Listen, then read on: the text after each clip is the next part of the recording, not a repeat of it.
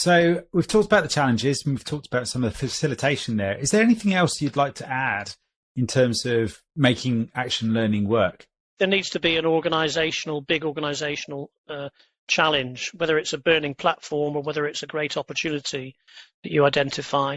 And it's something where we don't know the answers. So standard project management, if you like, or standard training courses are not actually going to deliver the solution to this. So ask yourself the question, are we dealing with multifaceted, complex problems which could be defined as challenges, which could be defined as questions? And do we have an energy from people who would be interested in coming together to work on those alongside business as usual as well? So they need to find time to do this and to prioritize it alongside business as usual. How can we then all become learners at a personal level, but also contributing to organizational change and organizational learning? So, where it's used in a very structured way with action learning questions, what we do is have people write a paper at the end of their program. Typically, it's a 3,000-word paper because it's accredited at postgrad level, and they have to reflect on, one, what was their question and how did they develop it? Two, how did they investigate that question? So did they do some research and what was their experience of that? How did they work as an action learner with other action learners? And what have they learned? What have they learned about themselves?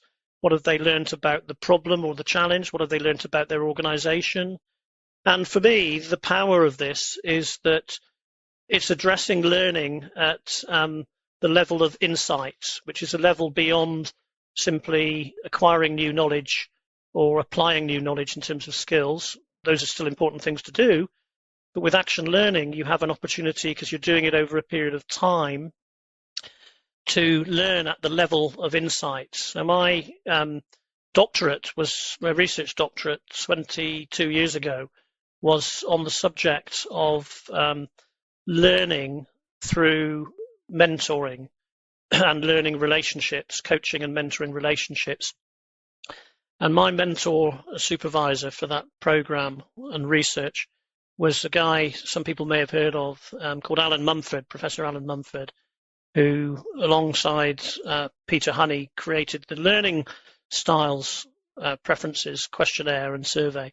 So Alan Mumford, when I was talking to him about my interest in action learning and in mentoring, said, don't preoccupy yourself with the knowledge and the skills aspects of learning.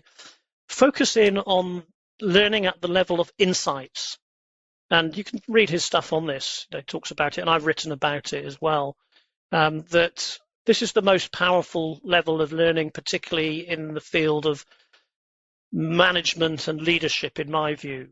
It's what are the insights that I've gained into why I work effectively in this sort of environment or with this sort of boss, or I don't work so effectively here. That's to do with my self-insight and knowledge about myself, which I may have gained through action learning, or it might be insights into the way that the organization works that I've achieved, through an action learning program.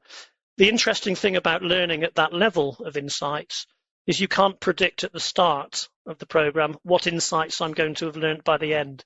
You have to have faith in the process and trust it's going to work. There will be some insights. And my insights at the end of the program or process will be different to yours. And let's accept that diversity and individuality and embrace it. And for me, that's what I've been sort of driven by myself, is one of the key principles of learning, particularly in the management and leadership context. It's about how do we learn at the level of insights. And a lot of, accepted experts in the field of leadership, or some, have recognized that you can't teach leadership. In fact, it's about what is learned more than what is taught. Henry Mintzberg has for some time, suggested to us that you can't really teach leadership in a typical, Harvard sort of case study way that effectively, that in fact leadership is learnt, and he recognises the value of an action learning approach.